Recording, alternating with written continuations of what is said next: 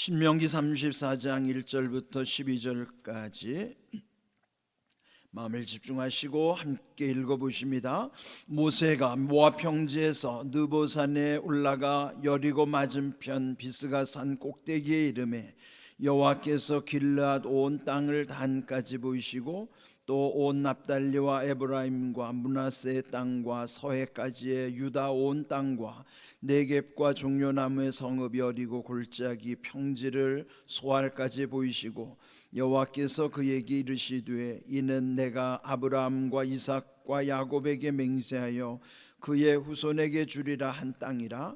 내가 네 눈으로 보게 하였거니와 너는 그리로 건너가지 못하리라 하시매 이에 여호와의 종 모세가 여호와의 말씀대로 모압 땅에서 죽어 벳부올 맞은편 모압 땅에 있는 골짜기에 장사되었고 오늘까지 그의 묻힌 곳을 아는 자가 없느니라.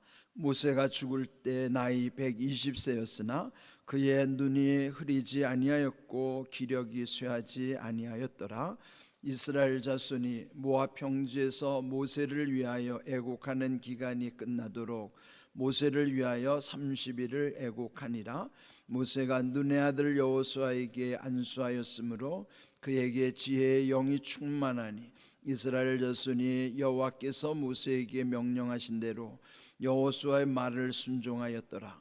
그 후에는 이스라엘에 모세 같은 선지자가 일어나지 못하였나니 모세는 여호와께서 대면하여 아시던 자요 여호와께서 그를 애굽 땅에 보내사 바로와 그의 모든 신하와 그의 온 땅의 모든 이적과 기사와 모든 큰 권능과 위엄을 행하게 하심에 온 이스라엘의 목전에서 그것을 행한 자이더라. 아멘. 신명기 34장 오늘 마지막 장이죠. 또 원래 이 모세 오경은 전체가 한 권의 책이라고 말씀드렸어요. 그러면 창세기로부터 시작해서 출애굽기, 레위기, 민수기, 신명기 이르는 이 전체 모세 오경이 끝나는 부분이기도 합니다.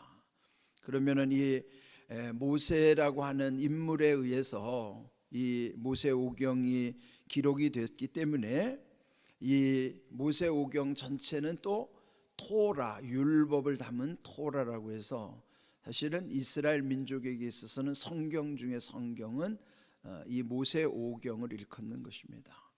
또 이 율법에 관한 것은 또 예수님을 가리키는, 그래서 우리 이 말씀 속에는 예수님의 모형과 같은 말씀들이 많이 나오기도 하죠. 그것이 이제 예수님을 통해서 완성되는 하나의 약속이기도 하니까요. 네, 그런 의미에서 모세 일생, 이제 오늘 제목이 모세가 죽을 때라고 그랬어요. 네, 모세의 인생이 여기서 7절을 보시면은 120세로 맞춰졌다 하는 것입니다. 여러분이 아시는 것처럼 그의 120년 인생은 크게 40년씩 분등하면은 1차 40년, 2차 40년, 3차 40년 그렇게 이어지는 생애로 구분이 되죠. 그래서 먼저 태어나서 40살이 될 때까지 그는 애굽의 궁궐에서 자라났죠. 애굽의 최고의 공부를 다 마친 거예요. 그러나 그는 민족에 대한 것에 그 정체성을 잃지 않고 그는 결국은 자기 민족이 고통당하는 모습에 대해서, 그래서 이제 결국은 애굽 사람을 쳐 죽이고 그것이 발각이 돼서 도망간 것이 또 광야 속에 숨어든 것이죠. 그러면 그 광야에서 또 40년 세월을 그는 이제 은둔하게 되는 것입니다. 그래서 결국 80세 될 때 하나님을 체험하고 가시떨기에서 사그라들지 않는 그 불 속에 하나님의 음성을 듣고, 그리고 그 모세로 하여금 그 나이 80에 지도자로 세우시고 마침내 광야 40년 길 그가 120살이 될 때까지 그 사명을 완수하도록 하나님께서 그 시간을 허락하신 것입니다. 이제 오늘 이 주신 말씀 속에 보면은 결국 우리도 태어나서 죽을 때가 있다는 것을 이제 우리도 이 말씀 속에서 돌이켜 보는 것이죠.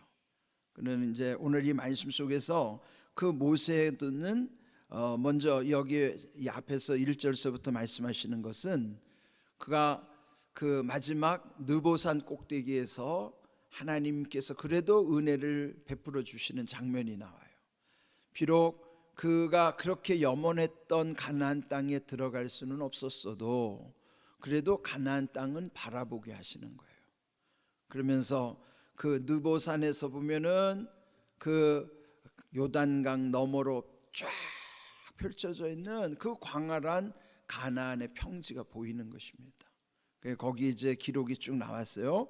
그 여리고 맞은편 비스가 산 꼭대기에 올라가서 거기에 온 땅을 하나님이 보여주셨다 하는 내용이죠. 그리고 그 땅은 4절의 말씀처럼 하나님은 이미 아브라함으로부터 이삭과 야곱에게 맹세하신 땅, 또 그 후손에게 주리라고 한 그 땅, 그 가나안 땅을 눈으로 보게 하였지만은 건너가지는 못하게 하셨다 하는 내용이죠.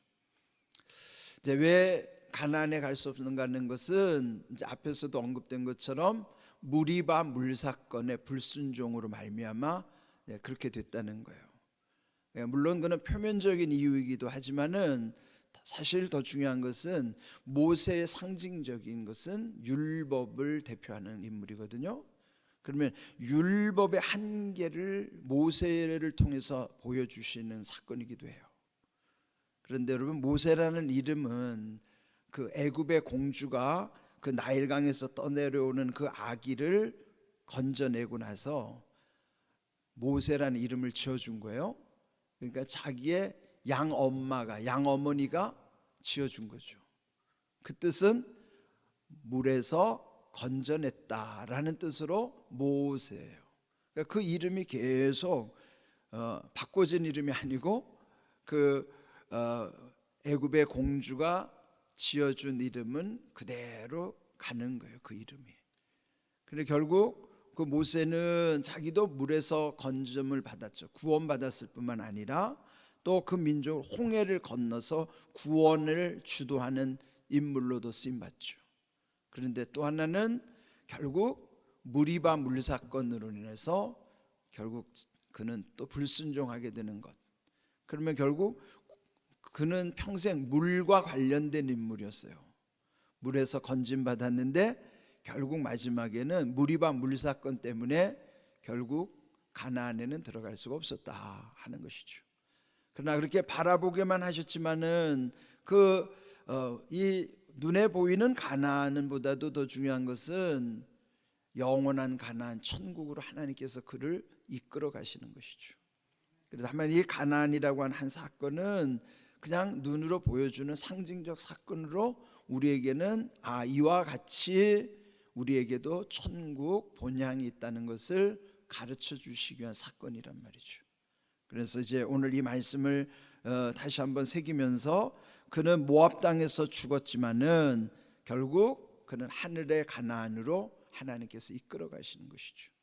오늘 주신 말씀 속에 또 하나 7절을 보시면은 그가 죽을 때 나이 120살이었음에도 불구하고 눈도 흐리지 아니했고 기력도 쇠하지 아니하였다. 우리가 이제 오래 사는 것보다 더 중요한 거는 사는 동안 건강하게 사는 게 더 중요하죠. 여러분 요즘 다 100세 시대라 그러지만 100세 살기 어렵잖아요. 그러나 여러분 요즘 오래 사는 것이 다 복은 또 아니에요.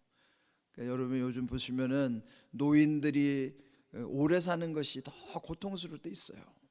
그러니까 우리나라는 의료 시설이 너무 잘 돼서 가지고 자기가 죽고 싶어도 마음대로 못 죽는 세상에 지금 살고 있거든요. 그런데 하나님이 거두실 때 가는 게 제일 좋은 복이죠.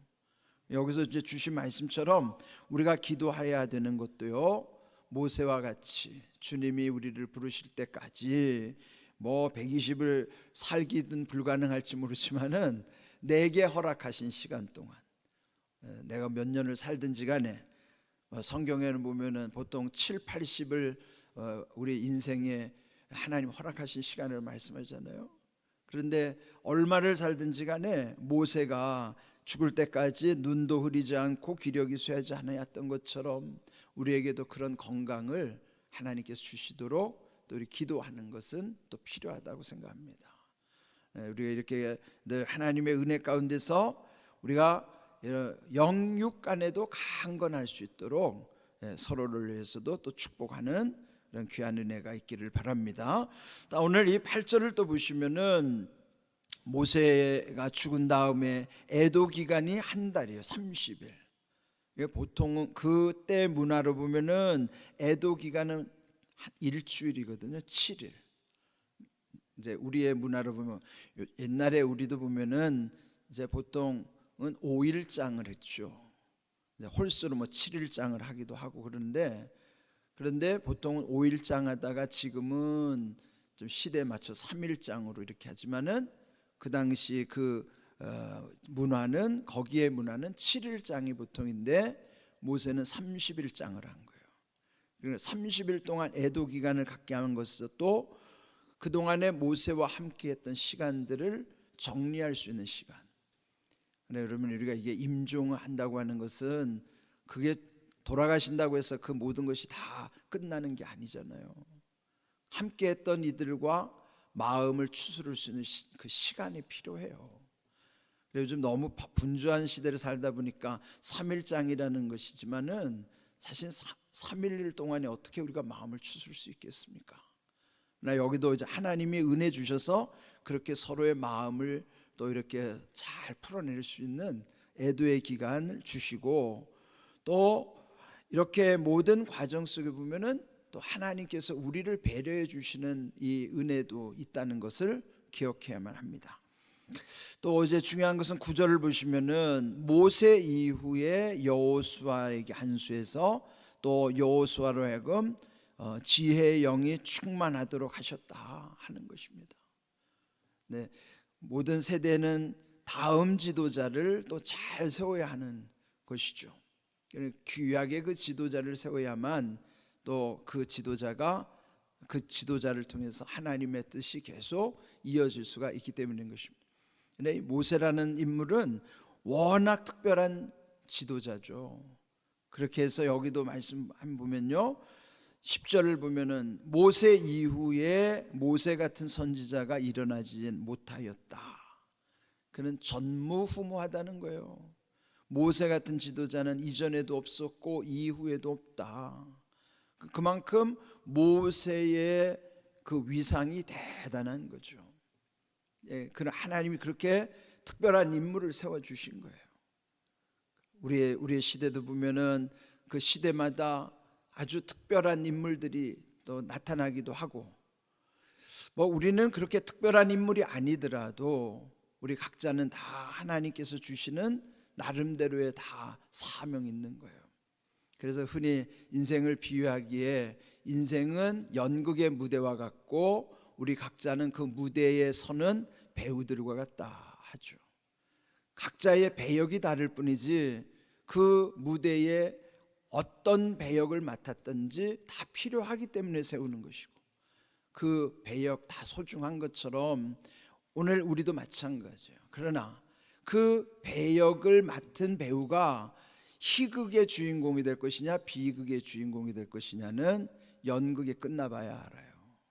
지금 우리는 내 인생의 연극 무대에서 내게 맡겨주신 마치 배우처럼 우리는 지금 사는 거예요. 우리가 죽으면 그 배우의 역할이 다 끝난 것처럼 우리도 그렇게 살아가는 겁니다. 근데 그렇게 살아갈 때 마지막 주님 부르신 날 내가 비극의 주인공일 것인가 희극의 주인공일 것인가는 또 각자가 자기가 하나님의 주시는 은혜를 어떻게 반응하면서 살아가느냐가 중요합니다. 은혜를 깨닫고 늘 감사하는 믿음으로 살아가는 사람은 하나님이 그 배역 가운데서 주시는 것을 잘 소화해내는 인물이 될 것이고, 그렇지 못하면 또 하나님의 뜻을 감당하지 못하는 또 비련의 주인공이 될 수밖에 없을 것입니다. 이렇게 모세를 각별하게 세운 것처럼 우리에게도 각자에게 주시는 사명을 따라 사는 것이 우리 개인에게는 복된 일인 것을 기억하면서 감사하면서 살아야 되는 것입니다. 10절 후반부에도 모세는 여호와께서 대면하여 하시던 자요. 하나님과 얼굴을 맞이할 정도. 물론 직접 보진 않았지만은 그는 시내 산에 올라서 하나님과 40일씩을 2번이나 십계명 돌판을 봤는데 처음에 그 돌판은 그 백성들이 송아지 우상 숭배할 때 던져서 깨뜨렸잖아요. 그래서 또다시 40일 동안 금식하면서 하나님과 대면하는 시간이 있었어요. 그러면 그는 40일씩 2번이나 하나님과 그렇게 각별한 시간을 가진 것이죠. 그렇게 하나님과 대면하는 은혜, 그는 오늘 우리에게는요 새벽마다 이렇게 나와서 하나님 대면하는 은혜 있잖아요. 얼마나 귀합니까? 그러니까 은혜는 여러분이 깨닫고 누리는 자만이 복이 있는 거예요. 히브리서 11장 6절 말씀처럼 믿음 없으면 하나님 기쁘시게 할 수 없는데 하나님 기쁘시게 하는 믿음 뭐냐? 하나님께 나오는 자는, 이렇게 시작해요. 하나님께 나오는 자 복이 있는 거예요. 이렇게 새벽에 여러분 하나님 앞에 나온다는 게 얼마나 큰 복인지, 저는 그래서 여러분 새벽에 누가 나왔는가 관심 많아요.